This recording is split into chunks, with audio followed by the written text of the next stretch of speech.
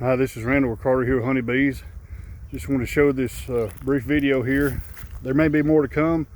I'm going to have to run an errand to town and be gone about an hour. But it's possible I may have overfed this colony. It may be about to swarm. There could be a swarm issue by the time I get back. But if so, I wanted to shoot this first and we'll see what happens when we get back. Well, I just got back from town. I was gone about 40 minutes and my guess was right. I was afraid they was fixing to swarm, and sure enough they did. I'm going to pretty much say this swarm was induced by me. I should have kept a closer eye on this newt. This was probably the best one of my splits. This has got one of my Carniolan queens from last August. But it is what it is. But I'm going to get to demonstrate here to you shortly, as soon as I can get suited up, how I use the scoop and score wire mesh bucket to capture swarms low to the ground. I use it to catch every swarm I possibly can. It just makes it so much easier. Fixing to get my stuff, get my box up here and get ready. All right, I've got everything set up. I've got a dead out hive from last year with drawn out comb. As early as it is, if you've got drawn comb, I highly recommend you use it. In my opinion, this swarm is unnaturally a little bit early due to my overfeeding, and they'll tend to want to abscond more because I don't think there's quite enough nectar out there to support the comb building they need to do. So if you have drawn out combs, I highly suggest you use them. And either way, it's going to give this colony a jump start. So there's no negative to using it. So I've got a dead out with fully drawn out combs, or most of the frames are at least 2/3 drawn out, which is plenty for this. And I use a queen excluder as well. I use my I'm going to use my scoop and score bucket. I'm going to bend the tree down, shake them off in it, and then capture the bees and then move them up here. I try to get somewhere that's level nearby. I mean, you would naturally want to try to put your box right under there, but this is kind of a little indention here, and I find it to be beneficial, even if it's a few feet away, if you use screen bottom boards, to get your box on the ground flat. I tend to have a lot of trouble with bees going under there on the bottom side of the screen, so I always try to get on level ground where that'll kind of cut that off. And it don't matter that you're a little bit away, the bees will find it once you get the queen going in there and the bees go in there. This is pretty much my favorite thing to do, that I have the most experience with, is catching swarms all the way back to my childhood with my grandfather. So I'm going to demonstrate how I catch a low to the ground swarm once again. Every swarm I catch, 99.5% of the swarms I catch, I'm going to put them through this metal mesh garbage can, which I have done a video on called catching swarms high off the ground. So this bucket catches swarms for me from this height all the way up to around 30 feet. And I'm hoping I'm able to demonstrate to you how this makes your swarm catching life much easier. I'm going to go ahead and put a veil on. The bees are probably gentle, but I don't want to get stung in the face, so I can take a few stings in the arm if I get it. But I'm going to slide this on and we'll see what we're going to get. Today's Saturday, March 13th. This swarm issued about 10:30 in the morning. It's overcast. It's a little bit muggy today. The weather pattern's fixing to shift. We're fixing to get a lot of rain next week, so I was actually planning to coming out today and taking all my nukes and going ahead and putting them in the single deets, but this swarm here, this colony obviously beat me to the punch and went ahead and swarmed on me, so that's nobody's fault but my own. Well, anyway, we're fixing to get to it and show you how I do it. So I try to get my tarp laid out on the ground, try to catch all the fallen bees I can, keep things more organized. I find it helpful, like I had a pair of rubber boots in the truck.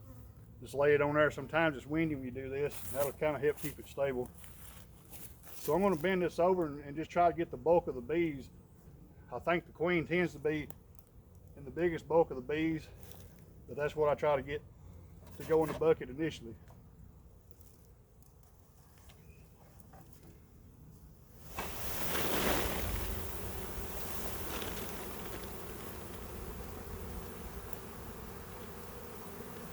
And that went nice. I didn't get a sting. The bees are not aggressive at all.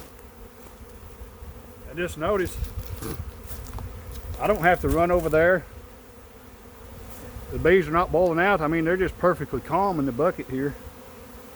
And this is why I love it so much. I'm kind of looking for the queen down in here. I don't see her. She's going to be dark and she'll be hard to see. But I'm going to walk over here and dump them in a bucket. Or dump them in their box.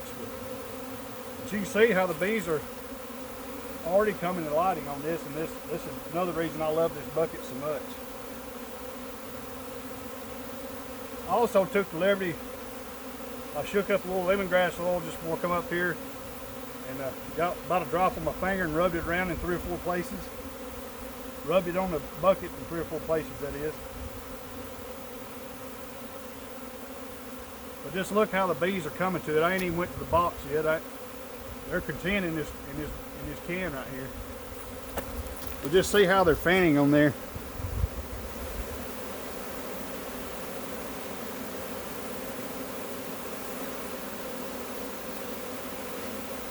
And inside too. I mean, they're fanning in there. They love it. Now, I'm not saying they're going to stay in here.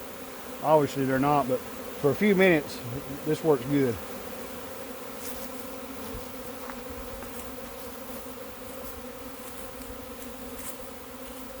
I'm going to go ahead and gently pour them in this box.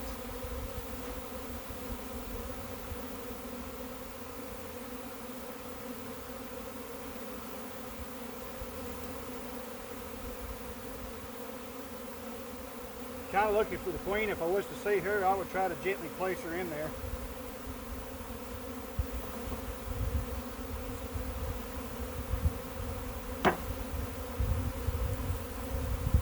Well, some of them's already took to the landing board there and started fanning, but I usually try to dump some on the landing board and get them to fanning.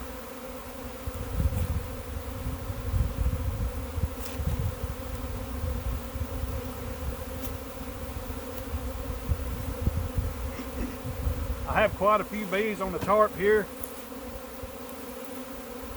And this allowed me to keep everything all together. So now I can ease the tarp up.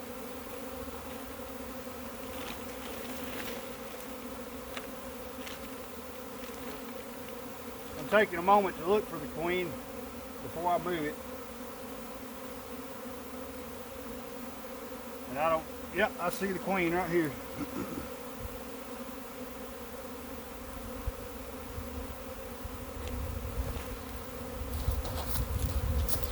So right there's my Cardiolan queen. So I've got her.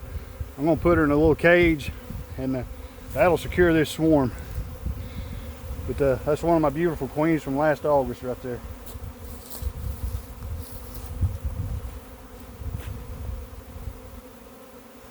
Well, you look here on the ground and just see how the bees are coming to the metal mesh can.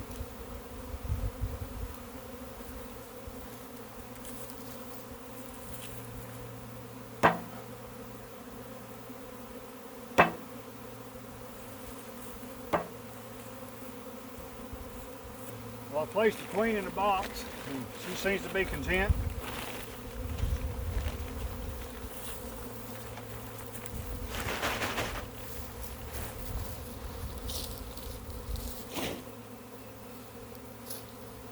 So I'm going to get all that out of the way.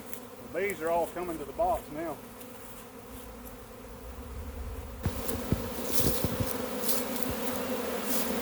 So here's what I'm seeing from the top.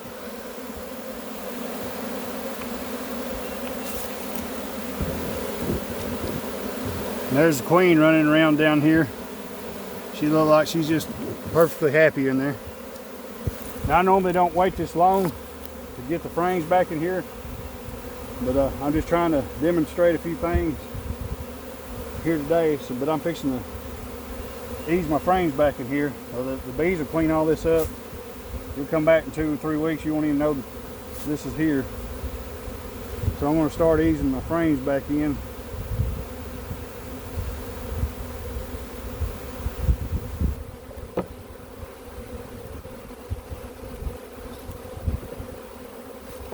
Try to get the best frames in the middle where they can go ahead and form their cluster kind of in the middle. But I'm sure we're going to have some more cold snaps between now and the last freeze of the spring.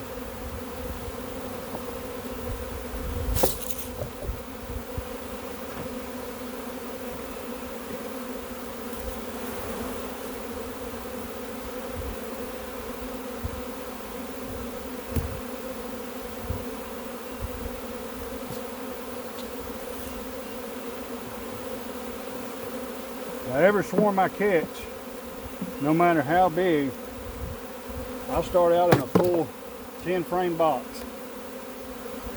And the reason for that is, in the past I've had swarms abscond on me, and I figure it was because they wasn't satisfied with the amount of room they had. So I start, even if it's a small swarm, I'll start it out in a 10 frame box, and after they establish a brood nest, and if it needs to be done, then I'll come back and put it in a nuke. And the bees do a lot better that way, and it pretty much eliminates the absconding problem.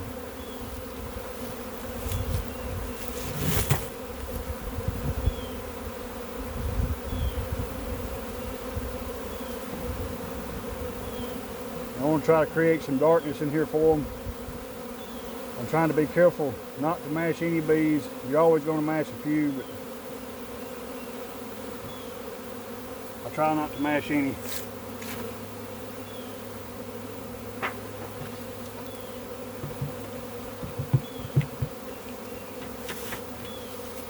Alright, where the queen excluder will come into play is in about 25-30 minutes when this settles down.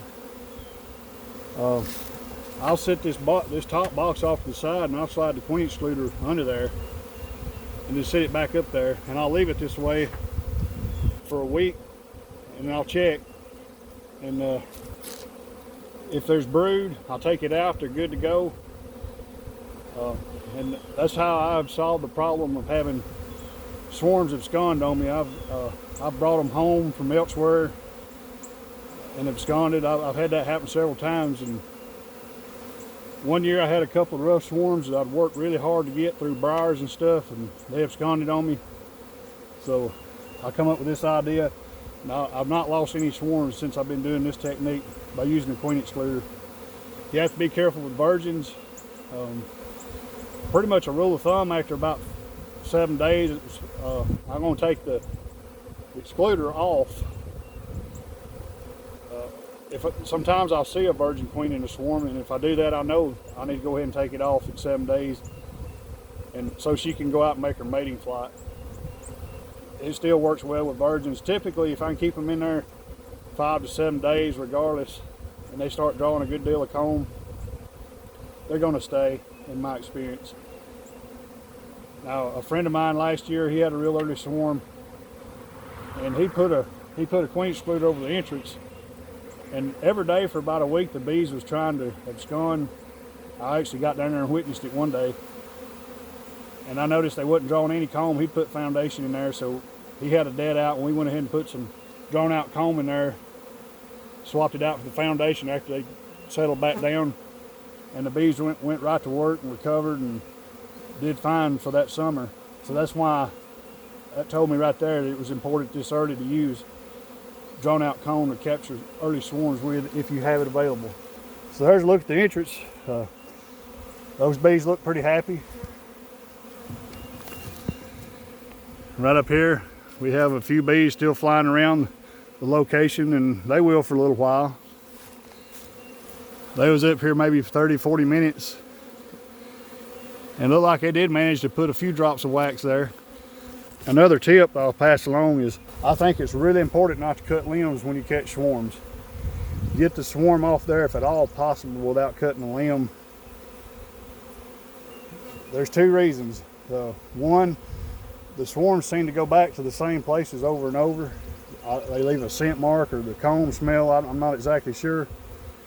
The other reason is you cut these lower limbs off, you're eliminating places for the swarms to settle.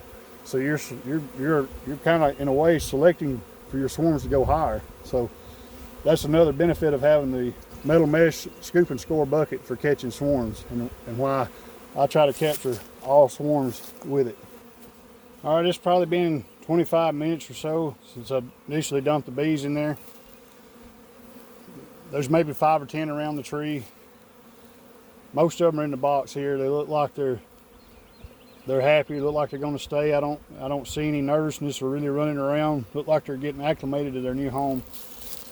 So this is where I go ahead and slide my queen excluder underneath.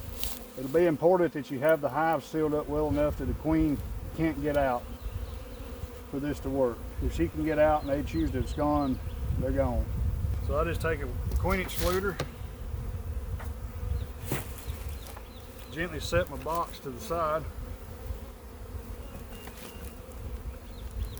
And I'll take this opportunity to get any debris off the bottom board that I may have. While I'm also looking for the queen, you want to be absolutely sure she's not here. And there's a small chance she's out flying in these bees, but typically not. The way they're acting, I think she's in there. I've rarely had that happen. It's usually with a virgin queen if she's still out flighty at this point. So I use my queen excluder on there.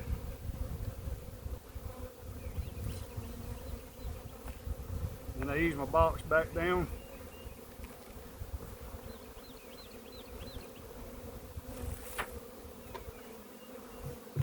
Put my lid back on. Actually, when I do this, I normally put a ratchet strap under here, and I ratchet strap all this together where the wind can't blow it off or anything. But now this is secure. I don't have to worry about the swarm leaving.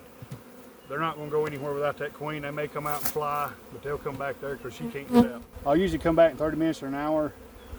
If it's going to stay in the same yard, I'll go ahead and take it where it's going. If I'm going to move it somewhere away from here, I will typically leave it till dark or early the next morning and then move it then. This was absolutely an unexpected event take place today. I appreciate you watching my video. We'll see you next time.